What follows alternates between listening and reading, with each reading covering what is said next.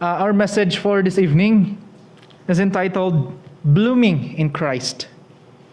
Blooming in Christ.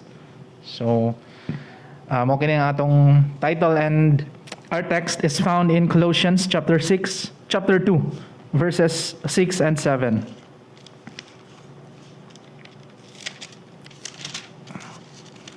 And I want everyone to stand as we read these two verses.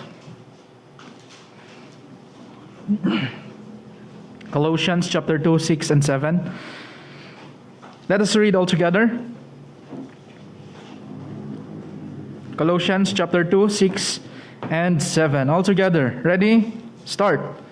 Therefore, as you received Christ Jesus the Lord, so walk in Him, rooted and built up in Him, and established in the faith, just as you were taught, abounding in thanksgiving.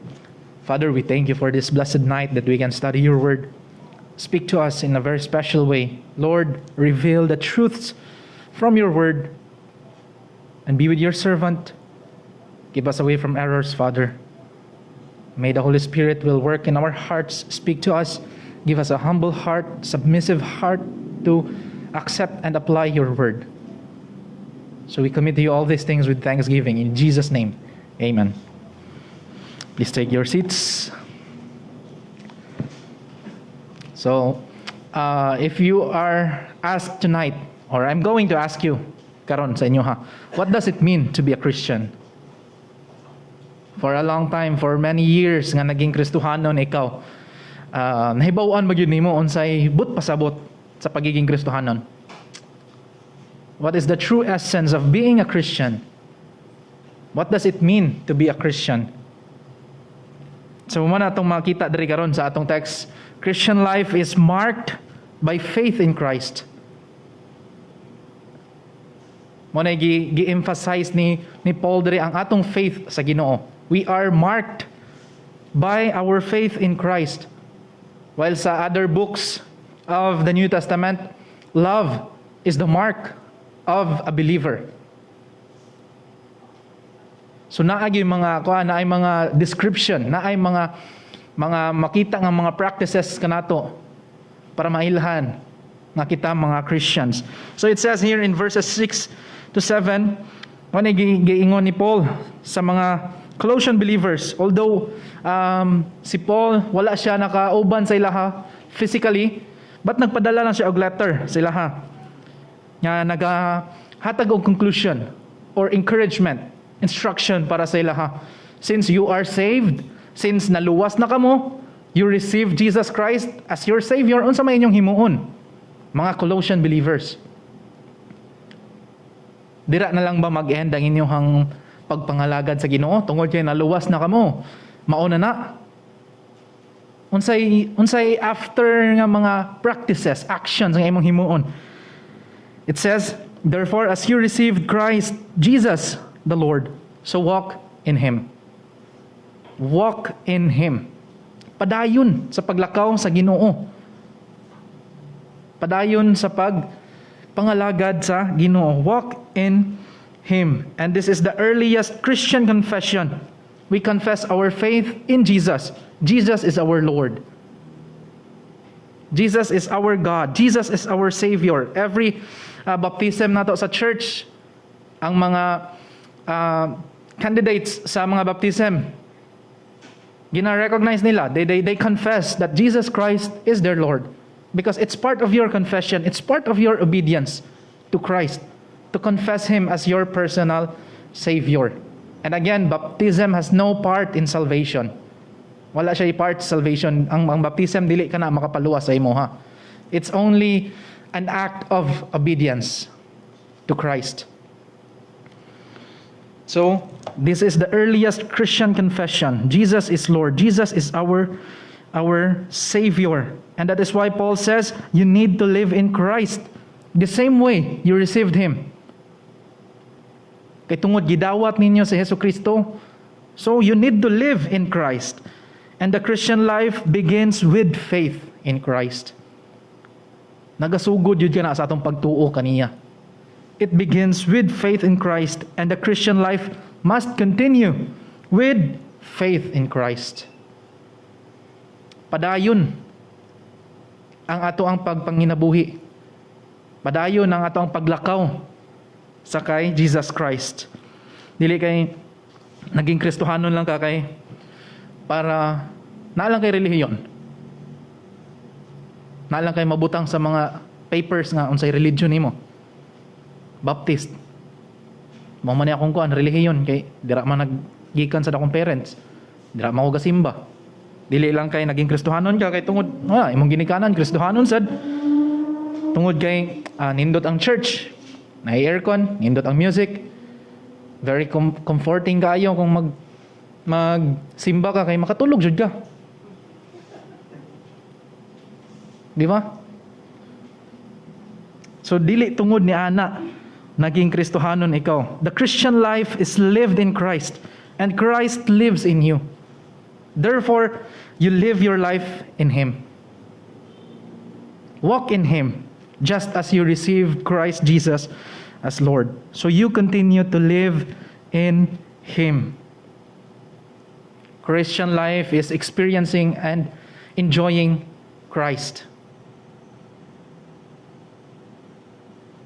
They saying ang pagiging Kristohanon, it will save you from trials and problems. Pero dili. Mali ka na nga idea, pananaw sa about Christianity. We all know that following Christ is not easy. There will be temptations, trials, disappointments sa kinabuhi. Pero kay tungod nagasunod ikaw kay Jesus Christ, you will see Christ working in you. Despite sa katunga sa mga kasakit, you will find comfort. Bisan sa katunga sa mga kalisod, problema, you will find peace in Christ. You will say, maybe you say nga, Lord, nagasunod naman ta ko nimo, pero anong nasakit pa man ko? So how can you experience Christ's healing if dili pod ka magkasakit, di ba? Kaya kung okay ra ka, wa kay sakit, then you don't need healing. How can you experience God's provision if imuhang bulsa puno? So you have to experience those things, bad moments, down moments atong kinabuhi, in order to experience Christ. So muna ang Christian life, it's experiencing and enjoying Christ. And Paul gave 3 instructions on how we should walk in Christ. Unsay atong himuon as being followers of Christ. It says here, rooted and built up in Him. Kay tungod, you receive Jesus Christ, so walk in Him. In what way? Nga maglakaw kita kauban sa Ginoo. Rooted and built up in Him. That's the first instruction niya iyang gihatag sa mga Colossian believers. So first of all, you must be rooted and built up in Christ. The word rooted refers to the foundation of your Christian life. The Christian life is founded on Christ and Christ alone. It is not founded on our works, good works, mga maayo na tong buhat. It is not founded on those things. Christian life is founded on faith in Christ. And ang kining word nga rooted here, it gives us a picture of a tree, kahoy, rooted. That Christ is more than just the foundation of your faith, but He is the root. Siya ang ugat. He is the root and the source of your Christian life. He says in John 15, I am the vine and you are the branches. If a man remains in me and I in him, he will bear much fruit. For apart from me, you can do nothing. And that is true. As long as we stay connected sa Ginoo, we are the branches. Siya ang root, siya ang vine, we will bear much fruit. Pero kung dili na to i-recognize, wala na to ang Ginoo sa atong kinabuhi, dili na to siya i-recognize sa atong trabaho, everyday life, He says, you cannot do, or you will do nothing.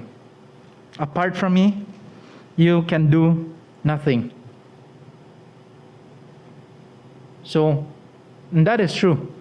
Kay kung ang sanga, imuhan ng putlon sa kahoy, of course, di yun na mutubo. Mahimo na lang ng sugnod. Wala na siya gamit. Malata na lang na siya kung tanggalon nimo siya sa kahoy. It has to stay connected to the vine. So when I giingon ni Jesus Christ here, ang rooted niya nga meaning dre,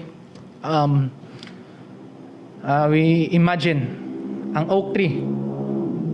Oak tree mo na siya isa sa mga pinakakusgan nga kahoy. Large oak tree nga able siya withstand sa mga hangin, sa bagyo, uwan, or even snow. Tanan nga mga seasons sa seasons of drought. Pero ang kining oak tree, bisag kusog ang hangin, kusog ang bagyo, ginahampas na siya sa hangin, it will stay strong. Nagatindog yapon siya, nagabarog nga lig-on. Kay tungod sa iyahang roots. The roots give it stability and the means to acquire nutrients and moisture from the ground. So usually makita nato ang kahoy. Murag tanaw nato humok ra kayo. Pero ang ubos ana, ang roots ana, grabe ang pag-hold niya dito sa ground. Grabe ang iyang paggunit ana. Mauna nga bisag unsa nga hangin, kusog nga hangin, di siya dali matumba. Kay tungod kusog ang iyahang paggunit, ang roots, ligon ang roots nga naga gunit sa source or sa soil. And that is why King David says that a person who delights in God flourishes in their relationship with Him and finds gratification in His word. It says, he said in Psalm 1:3, that person is like a tree planted by streams of water, which yields its fruit in season, and whose leaf does not wither whatever they do, but it prosper. And in the same way, it is necessary that our root system is built on the Lord Jesus Christ. Ang atong foundation, kay mo ka na ang mag-cause ato a growth. Nga kung rooted kita sa Ginoo, we are built up in Him. Then whatever trials, temptations, problems in life nga abot sa atong kinabuhi, we will stay connected sa Ginoo. As believers, we are members of God's household, built on the foundation of the apostles and prophets, with Christ Jesus Himself as the chief cornerstone.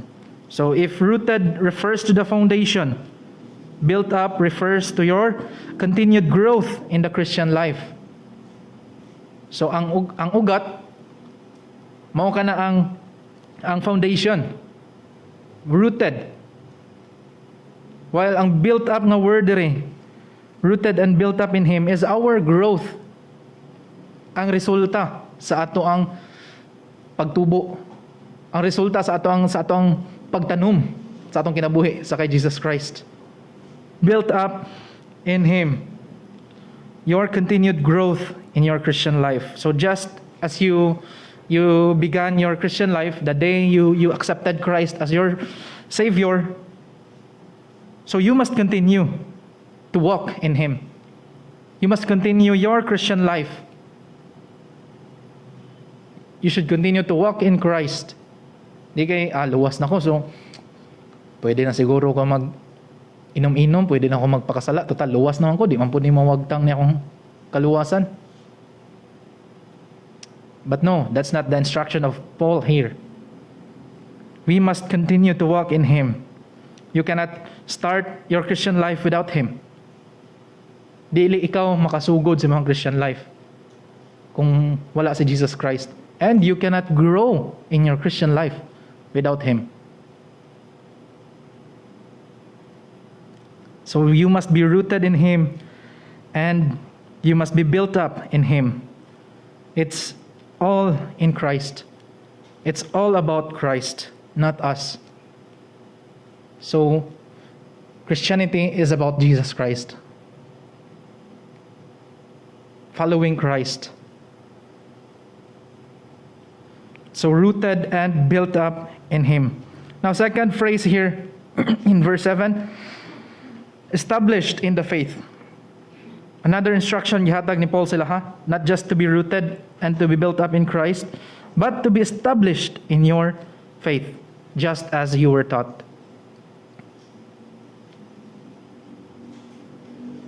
Next here, mao kini ang strengthened in the faith as you were taught. So the word strengthened in this verse means established or made firm. Not only must you have faith in Christ, but you must also be well grounded in your faith. Dapat kahibaw ka sa imong gituuhan. Kahibaw ka unsay reason, kahibaw ka asa nga verse makita ang kanay imong conviction. Naa siya supporting verse. And when someone asks you about the Bible, about Christ, kahibaw ka motubag kung unsa. And if someone deceives you, na ay another doctrine, false doctrine, nga itudlo sa imo, kahibaw ka nga kana iyang ginatudlo mali gyud na. Because it is inconsistent sa gitudlo sa Bible. So being rooted in Christ is the first practical step of continuing in Christ, the same way as we began. And the second step is being strengthened in faith. Strengthened in our faith. Ang faith diri refers to the teachings of the apostles, the gospel of Christ, the teachings of Christ, and the truth about Christ that is found in the scriptures. So Paul is telling them and us, no, don't be fooled. Don't be deceived. Don't be deceived by false teachers or any false teaching that are not found in the Bible. Stick with the gospel. Stay grounded in Christ and the Bible. Don't go looking for new teachings outside of Christ. Grow in what you already know. Mao gid kini ang atong basis, atong mga pagtuo. We should go back to the Bible. So, nganong gihatag man gini ni Paul nga instructions sa ilaha to be established in your faith? It's because naay mga false teachings na naabot sa church of Colossae. And what are those false teaching? So, in the next verse, it was mentioned here in verse ang false teachings in Colossae mao kini ang asceticism. And the word asceticism is mura siyag synonymous sa word nga humility. Asceticism. And kini nga practice nila is not grounded in Christ. Kini nga practice, ang kining asceticism is referring to being naga-suffer ka sa mga physically. Naga-suffer ka, ginadisiplina nimo ang imuhang lawas with extreme nga fasting or body beatings. Mo ni ang mga kuan, mo ni ang ilahang practice. Because through this pinaagi kuno ani nga kanang nagaagi sila sufferings, body beatings, it shows that they are humble. They are practicing humility. So, para sa ila ha, kining ascetical practice would make them humble, would make them a humble person. But dili ka na maka-define sa ilaha nga mao kana ang definition of humility, because there is a tendency nga kining extreme form of this discipline, asceticism of the body, may produce a false humility in a person, in which a person may think that they are good. A person may think that he is a good person or he is a humble person because of what they are doing to themselves. Kay tungod gina-suffer nila ilang kagalingon, naga-fasting sila, extreme fasting and body beatings. Na siguro ginasunod siguro nila ang gihimo ni Jesus Christ, nga katong gilatigo siya, gibunalan siya, and until now makita nato na nga practice, di ba? Every April na ay mga galakaw gadala sa cross, gina-practice nila na ang gihimo ni Jesus Christ, body beatings, because they think in that way they are practicing humility. Pero mali. That's not the definition of humility, because it is not focused in Christ. It only focused sa ilang kaugalingon. And ang second form of misleading is ang another false teaching na naabot aning church sa Colossae is mao ang worship of angels. They include worship of angels. In verse 18, so that is chapter 2, let no one disqualify you, insisting on asceticism and worship of angels. Let no one deceive you, nga magtudlo sa inyo hag doktrina nga simbahon ang anghel. So this is the second form of misleading in our worship. Rather than seeking Christ, who is the head over all the angels, He is higher than the angels, they seek knowledge and understanding sa ubang mga bagay. And according to Revelation 9:19, si John, he was rebuked for trying to worship an angel. So therefore, it is valid to conclude this teaching a false teaching, because God is a jealous God. And ang Ginoo, dili siya gusto nga naa kitay laing Ginoo nga ginasimba. Dili gusto sa Ginoo nga ang atong attention naa sa uban. God is a jealous God. And sometimes we are not aware nga ang mga bagay mahimo na to nga Ginoo. Pwede nga ang kwarta mahimo nimo na nga Ginoo. Ngano man, kay diha nan lang imuhang kuan security. Naana diha ang imuhang pagsalig. Daghan mo kwarta, mayra problema, okay ra na. Secure na mo daghan kwarta.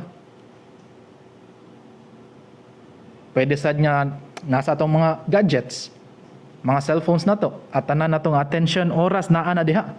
Pirmi. So pwede siya manghimo nga mga gods, Ginoo na to. And that is a false teaching nga gihatag ni tagaan ni Paul og warning ang mga Colossian believers not to worship angels. And the third here nga false teaching na abot sila is mao ang arrogance. Arrogance.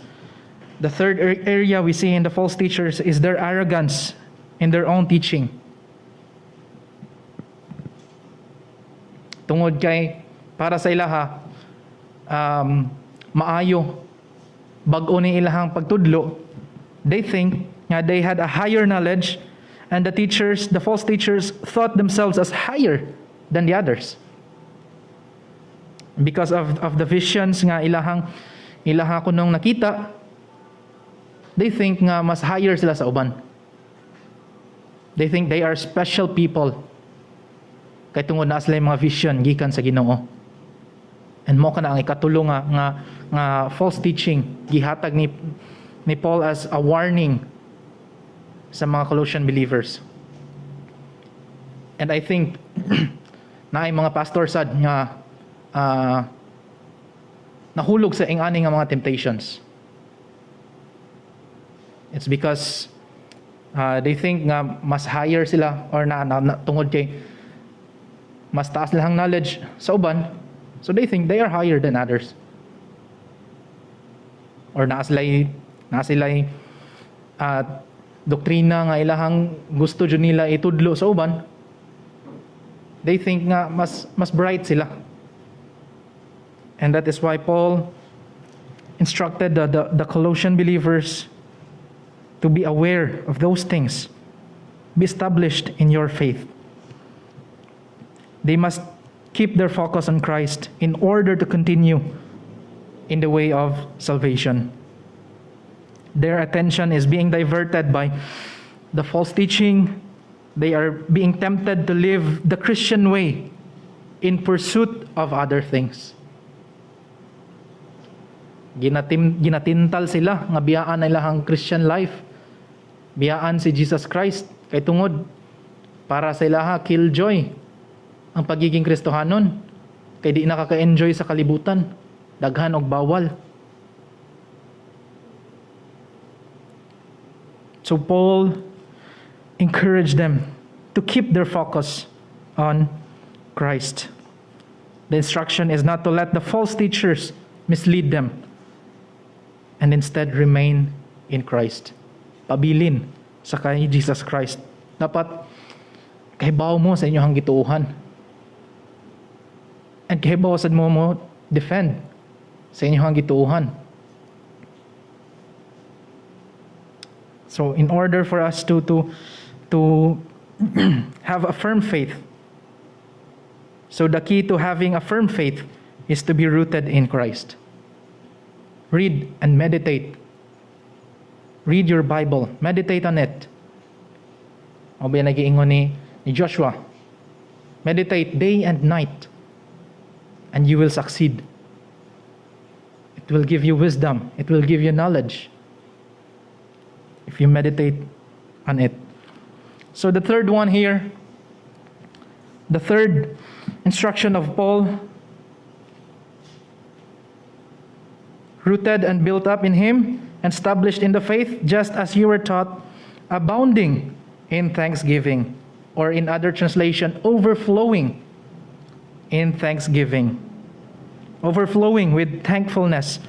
So, kini na-mention na ni Paul sa chapter 1 ang kining thanksgiving. Na-mention ni Paul sa chapter 1 verse 3. Ingon niya, we always thank God. Ang kining thanksgiving. We always thank God, the Father of our Lord Jesus Christ, when we pray for you. Or I always thank God in remembrance of you. And in verse 12 of the same chapter, na-mention na sa niya ang word niya, giving thanks or thanksgiving. Giving thanks to the Father who has qualified you to share in the inheritance of the saints in light. And in chapter 2, sa verse 7, na-mention na sa niya ang word niya, thanksgiving. And in chapter 3, in verse 15, so kita ninyo dra, in chapter 3, verse 15, na-mention na sa niya ang word niya, thanksgiving. And let the peace of Christ dwell or rule in your hearts, to which indeed you were called in one body, and be thankful.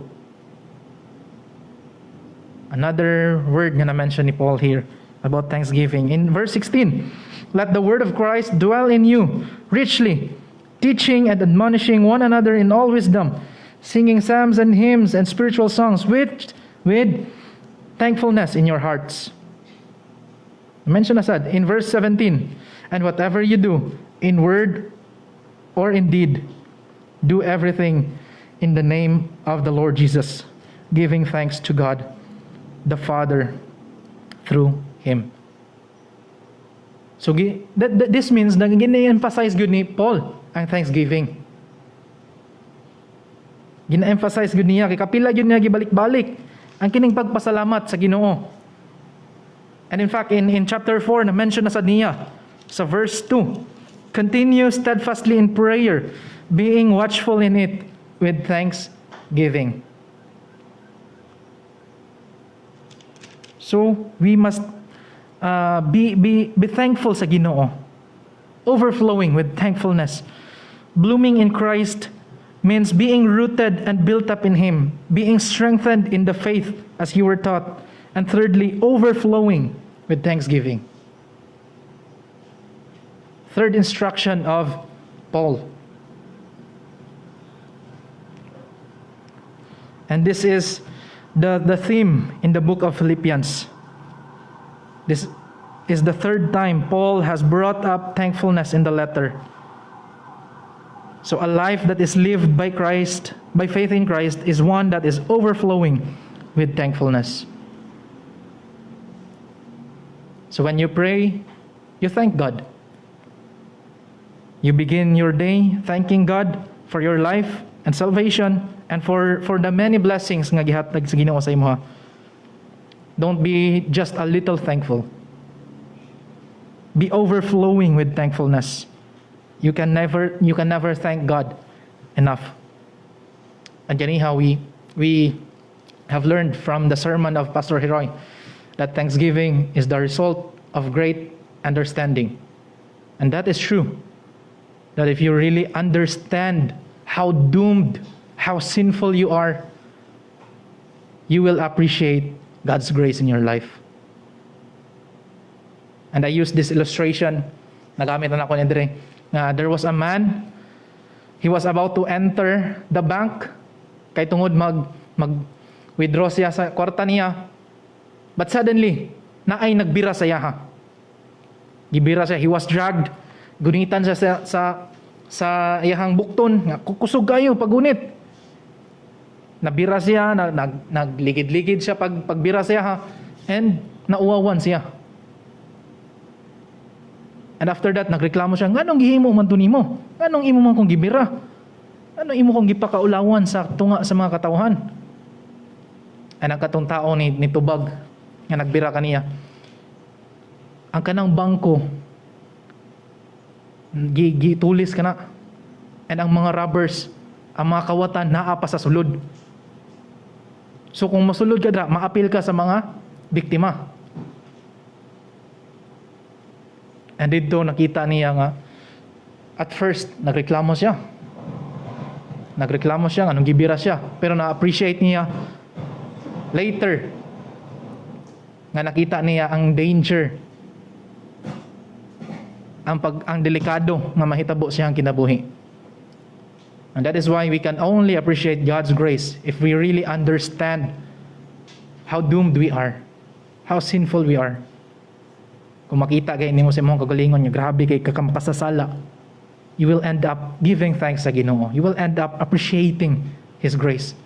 Pero kung di kayo nimo makita nga makasasala ka, feeling nimo nga marag sakto raman siguro ko, maayo man kong tao, kay tungod gasimba man ko, gaampo man ko, sila raman ang uban siguro may dili maayo, ako raman ang maayo, then dili ka mapasalamaton sa Ginoo. You cannot appreciate the work of Christ sa imong kinabuhi. So if you really understand the penalty of sin, you will appreciate the grace of God in your life. And someone said that sometimes you have to experience bad things so that you can learn to appreciate good things that enter your life. So kita ninyo ang kaning, again, gamito na po nato ng illustration ang kahoy. Mo ang image na to nga makita dire.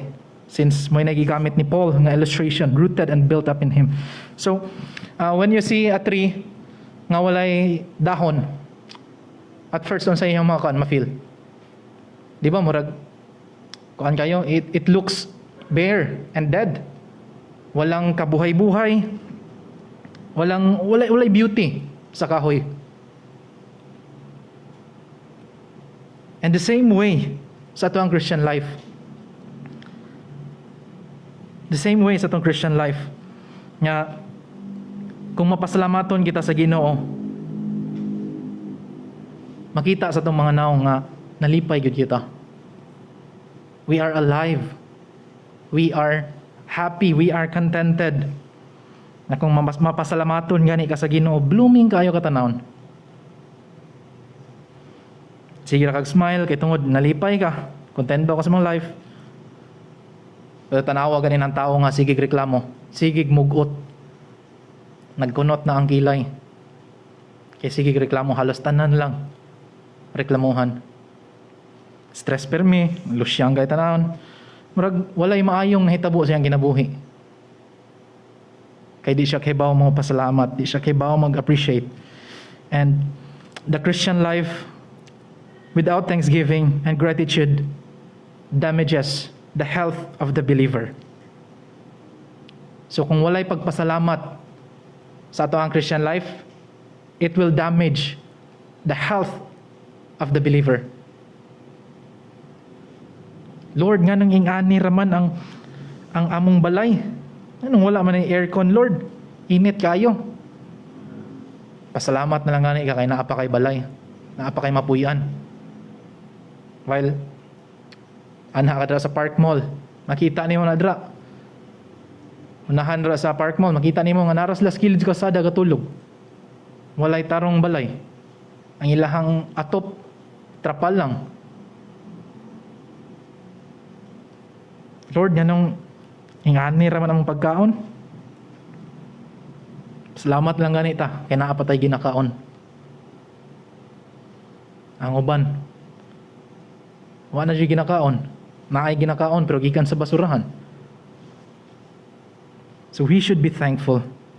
We should be thankful. We should be content.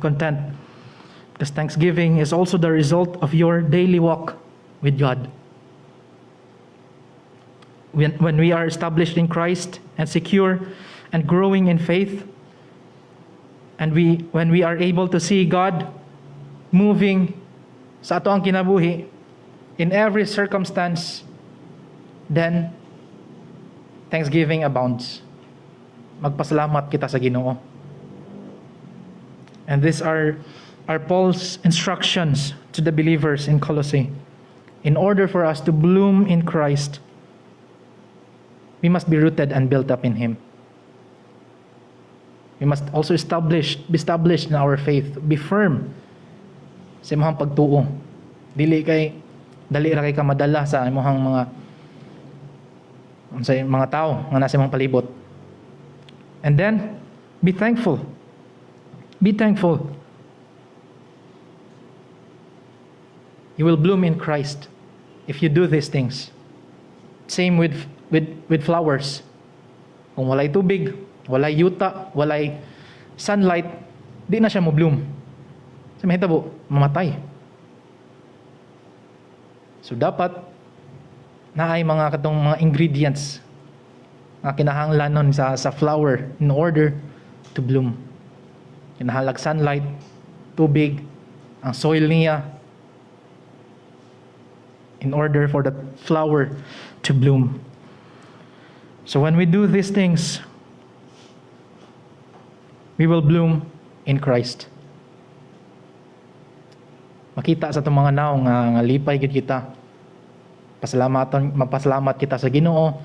Dili kita dali madala sa mga any false teachings or any trials and problems in life. If we are only rooted and built up in Him. And I hope nga kini magapabilin kanatong tanan that we must continue to walk in Christ. We will not end our journey here or ugma, but we will continue to walk until Christ comes again. Let's pray. Father, we thank you for your word. Thank you for your blessing. And I pray that your word will remain in our hearts. Help us to continue to walk in you. Help us to be thankful in all things. In Jesus' name, amen.